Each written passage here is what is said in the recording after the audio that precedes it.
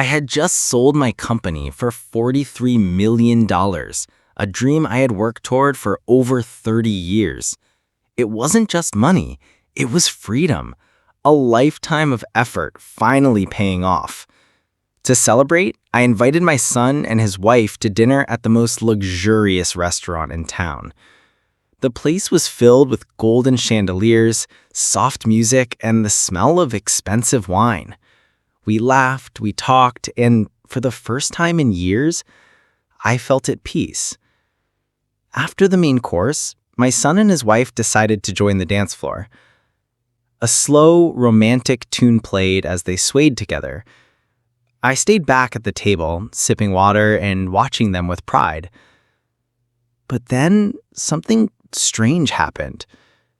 A security guard in a black suit approached me quietly, leaning close so no one else could hear.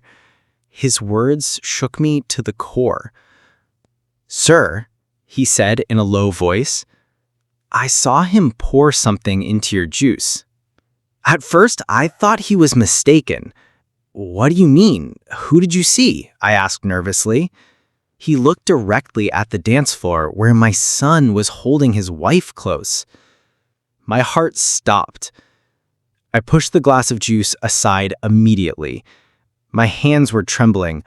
Why would my own son, the boy I raised, the man I trusted, want to harm me? Or was there some other explanation? I didn't drink the juice, but I couldn't stop thinking, what would have happened if I had? 20 minutes later, everything changed. I stood outside the restaurant, my heart racing.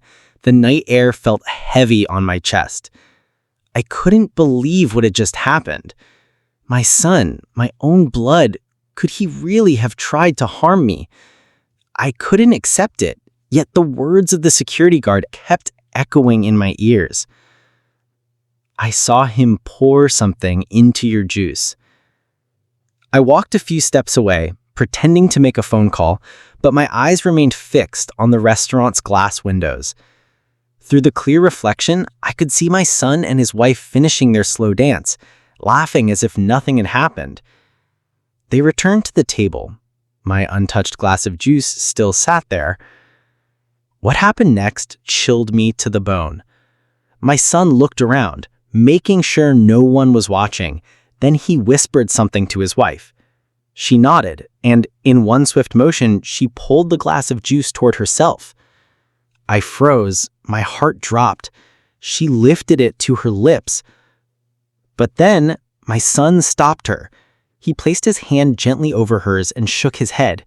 He whispered again, and this time she pushed the glass away. Confusion ran through me. If he truly poisoned it, why wouldn't he let his own wife drink it? What game was being played here? I pulled out my phone and called the security guard again. He came outside quickly, concern on his face. "Sir, I wasn't mistaken. I saw him pour something. Maybe it wasn't poison, but it was definitely something." Now I had two choices. One, confront my son immediately in front of everyone. Two, stay quiet, observe, and find out the truth. I chose the second.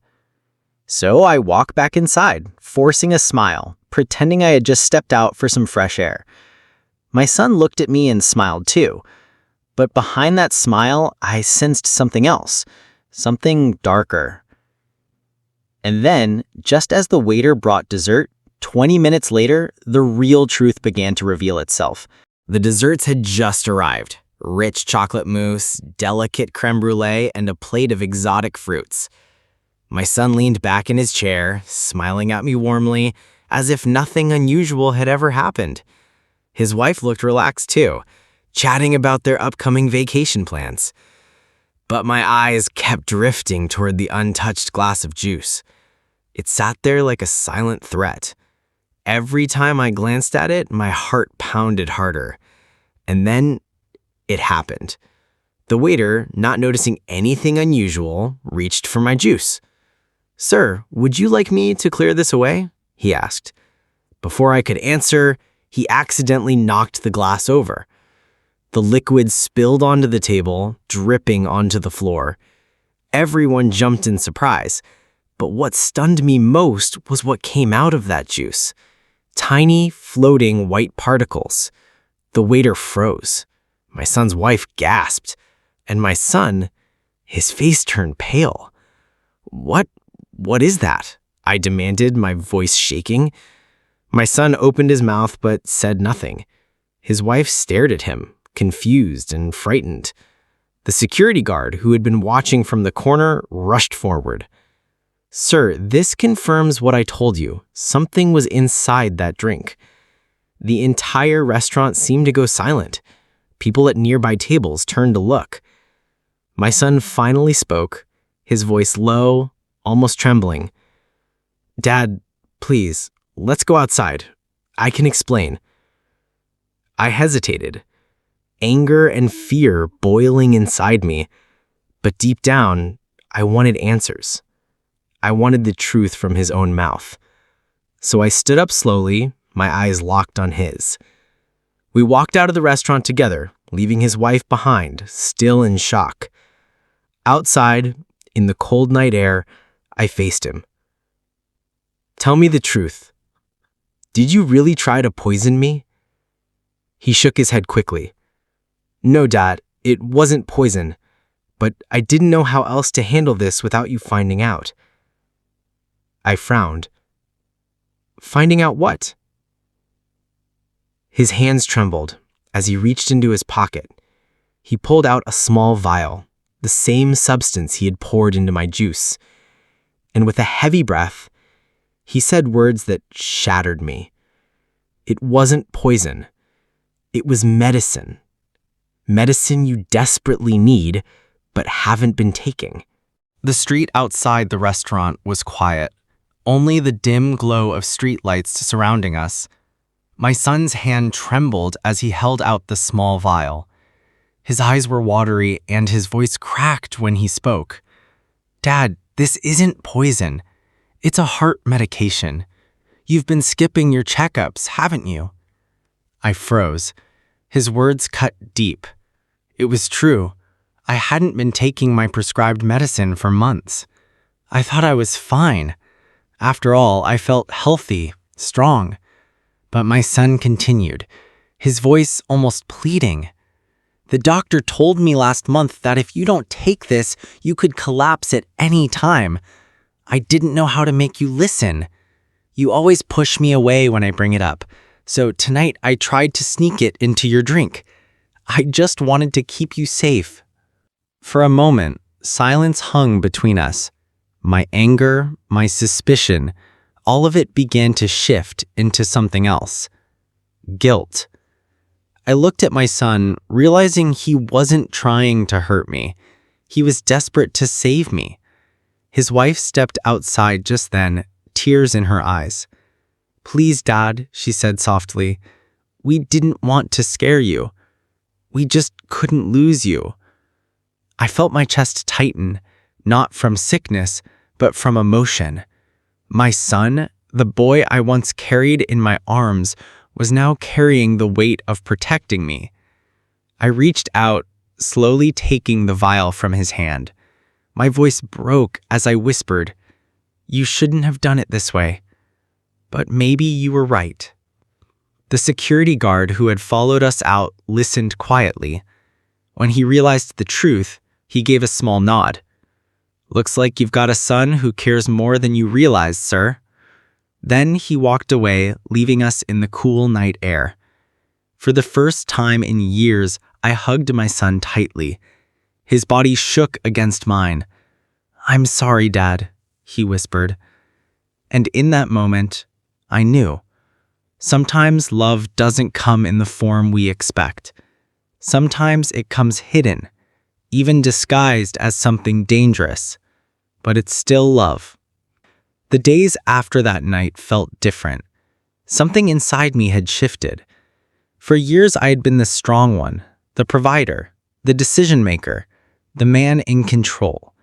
But now I realized my son was stepping into that role, not out of pride, but out of love. The very next morning, he drove me to the hospital for a proper checkup. I argued, of course, old habits die hard, but he wouldn't listen.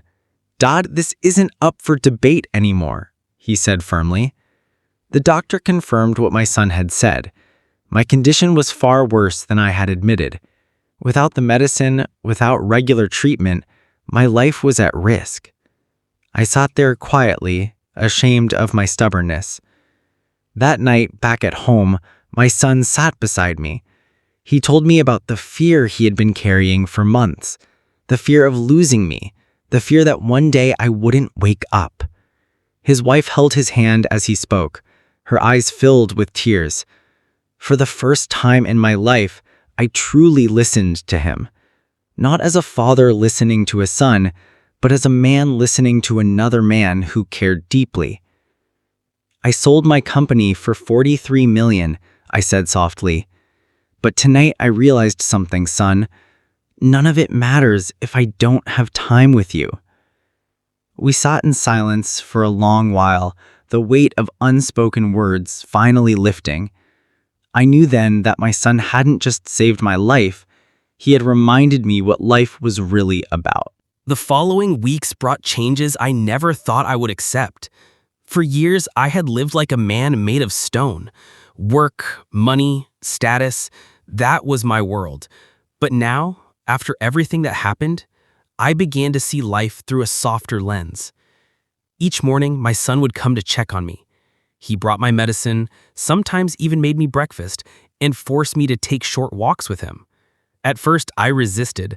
"I'm not weak," I would grumble. But he only smiled and said, "I know you're not weak, Dad.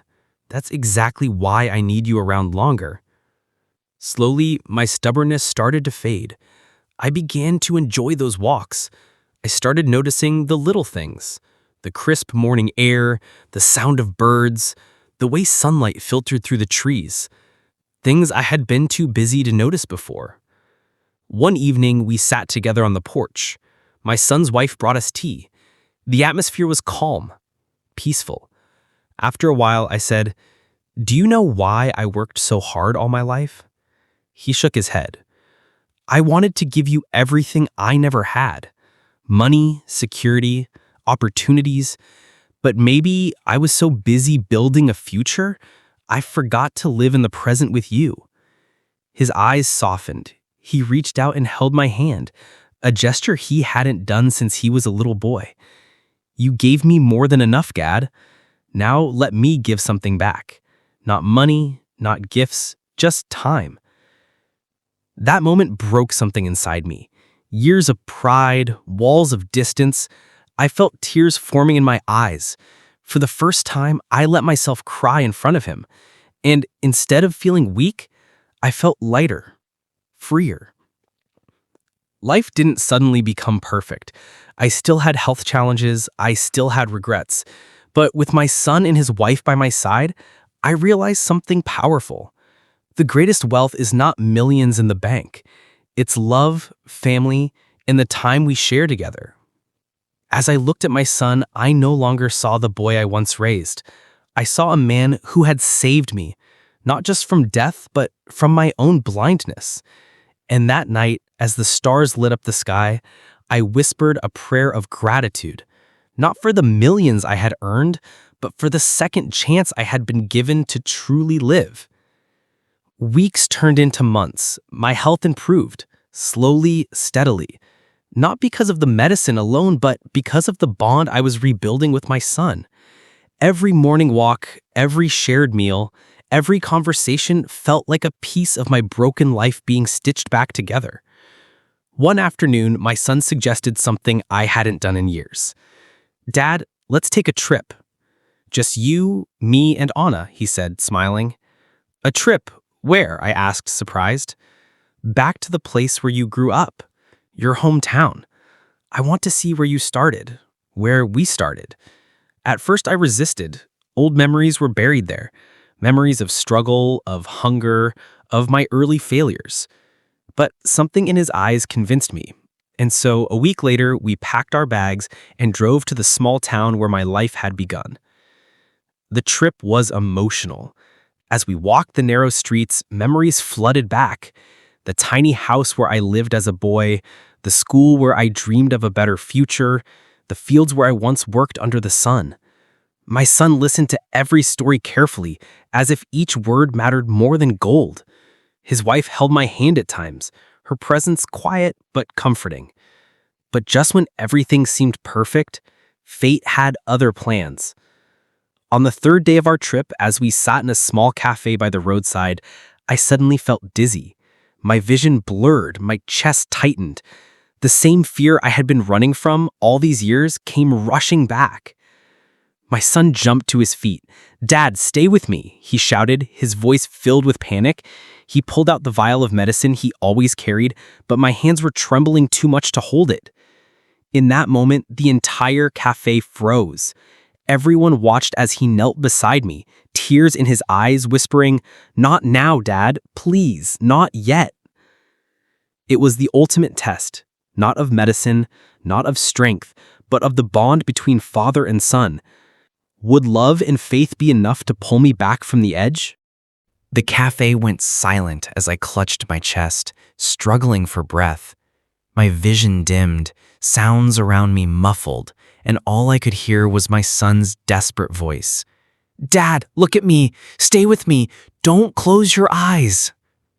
He grabbed the vial from his pocket and with trembling hands mixed it into a glass of water.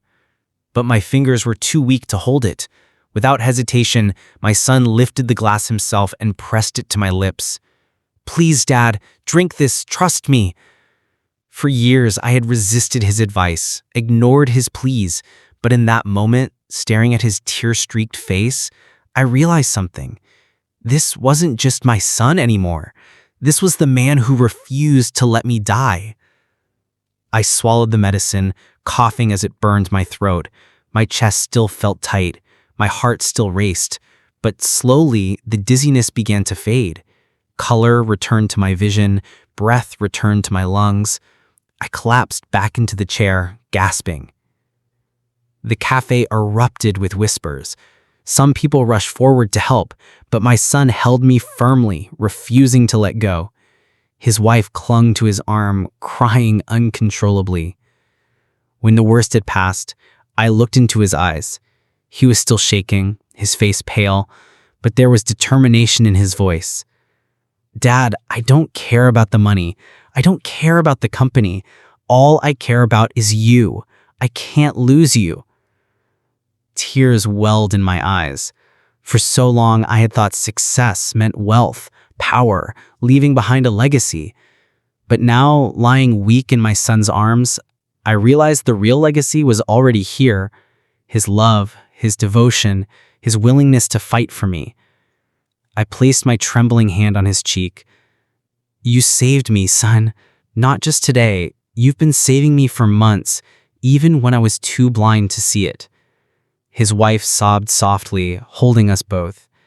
And in that moment, surrounded by strangers in a small cafe in my hometown, I understood the truth. The greatest fortune I ever earned was sitting right in front of me.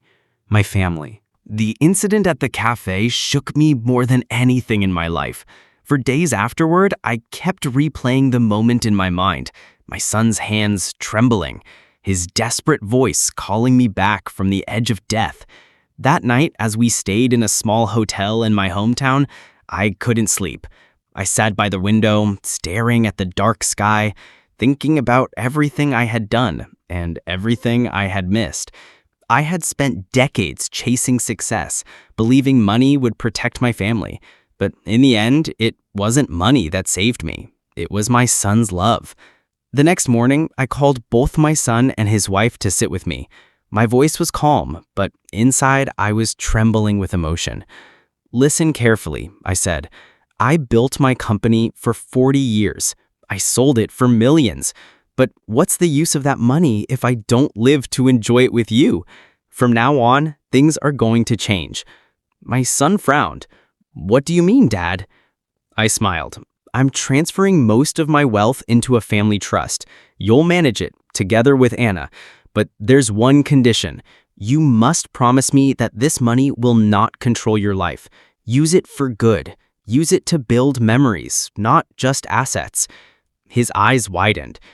Dad, are you sure? I nodded. Yes, because I realized something. The biggest mistake I made was putting business before family. I won't let you repeat that mistake. Anna broke into tears, covering her mouth. My son reached out and held my hand tightly. I promise, Dad, we'll honor this. We'll make sure your hard work builds a future filled with love, not loneliness. For the first time in years, I felt free. Free from the weight of money. Free from the fear of dying without meaning. My decision wasn't just about wealth. It was about rewriting the story of our family. That evening, we sat together and planned something beautiful. Not business ventures, not investments, but a family trip around the world. Let's use this time to live, I said. My son smiled through tears. Finally, Dad, that's all I ever wanted. As the sun set over my hometown, I felt a peace I had never known before. I was no longer the man who had everything but lived like he had nothing. I was now a father, a man reborn, ready to live the rest of his life for what truly mattered. The decision was made, and within a month, we began our family journey. Our first stop was Italy, a place I had always dreamed of visiting, but never allowed myself the time. As the plane soared through the clouds, I looked at my son and his wife sitting beside me, their faces glowing with excitement. For the first time in decades, I wasn't thinking about meetings, deadlines, or bank accounts. I was simply living. Rome was breathtaking. We walked through ancient ruins, touched the stones of the Colosseum, and stood in awe at the Vatican. My son laughed more than I had ever seen him laugh. His wife clicked endless photos, and every evening we sat at small cafes, eating pasta and talking for hours.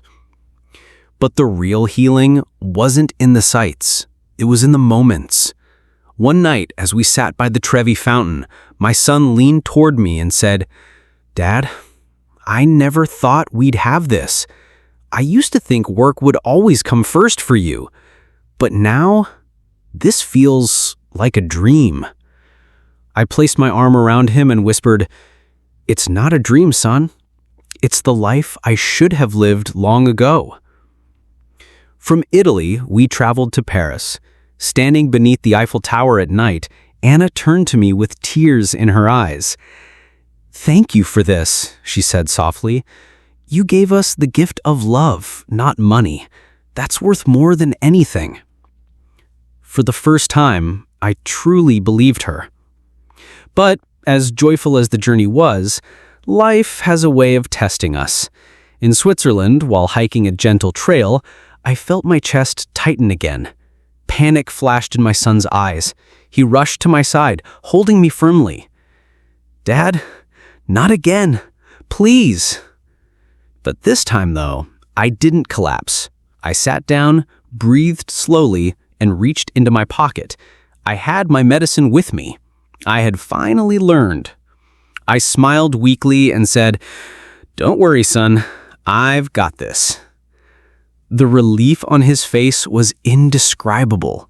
He hugged me tightly, whispering, "You scared me." I chuckled softly. Maybe this was the real test, to see if I finally learned my lesson. That night, as we watched the Alps glow under the moonlight, I realized something. The journey wasn't just about travel. It was about healing old wounds, rebuilding trust, and proving that love could survive even the darkest tests. And deep down, I knew this was only the beginning of a new chapter for our family. The next few days in Switzerland were filled with quiet reflection. We walked along mountain paths, the crisp air filling my lungs in a way it hadn't in years. Every time I stumbled or hesitated, my son was there, steadying me with patience and care. Anna would point out wildflowers, laughing when I tried to name them incorrectly. One evening, we set up a small picnic near a serene lake. The water mirrored the snow-capped peaks, and the sky above shimmered with stars. My son sat across from me, his eyes serious.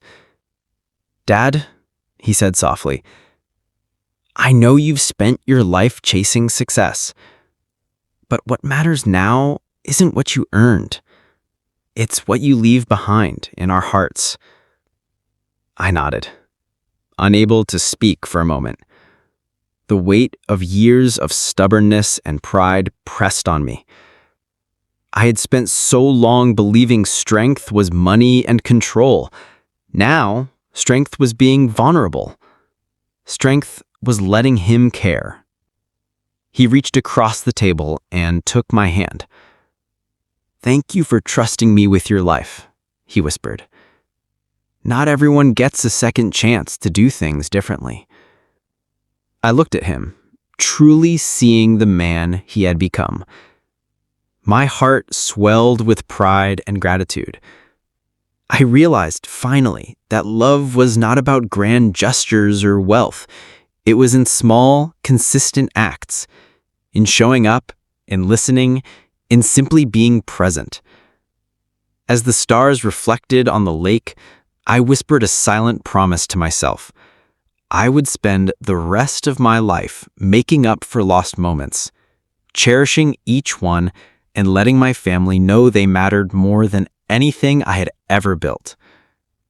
The night grew colder, and we packed away the picnic, but the warmth between us remained. A quiet, unspoken understanding that no fortune could ever replace. That night, as we returned to our small chalet, I finally slept without fear, without regret, my chest lighter than it had been in decades. The following days were a blend of adventure and reflection. From the serene lakes of Switzerland, we traveled to the bustling streets of Florence, then to Venice, where gondolas glided through sunlit canals. Everywhere we went, I watched my son and his wife experience life with the kind of joy I had long forgotten. Their laughter was contagious, their curiosity inspiring. One afternoon, as we sat in a quiet courtyard, my son turned to me with a thoughtful expression. "Dad, what do you want people to remember about you? Not the company, not the money, but you, as a father, as a man." I paused. Memories of my youth, of struggle and sacrifice, mingled with recent experiences, hospital visits, long talks, and moments of vulnerability. I want them to remember that love matters. Not wealth, not success. Love, family, time spent together. That's the true legacy. He smiled, a gentle warmth in his eyes. "Then you've already started leaving it," he said. Days turned into weeks, and as our journey continued, I noticed a profound change within myself. My heart was lighter, my mind calmer. I laughed freely, listened deeply, and began appreciating the subtle beauty in each passing moment. I saw my son not just as my child, but as a partner in life, a protector, and a teacher of lessons I had long neglected. By the time we returned home, I knew that my life had truly transformed. The money, the power, the endless chase of success, they no longer defined me.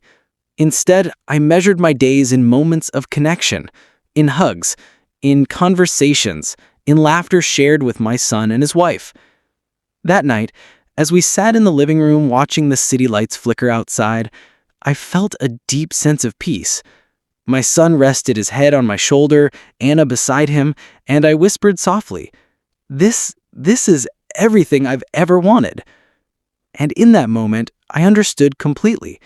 Life's greatest wealth is not counted in dollars, but in love, trust, and shared time. I had sold a company for millions, but I had gained a lifetime of priceless memories and a bond with my son stronger than anything money could ever buy. From that day forward, every sunrise became a reminder, every shared meal a celebration. The journey had not just healed my body, but my heart, and as we looked toward the future together, I knew one truth above all. No matter what challenges come, love, our love, would always guide us.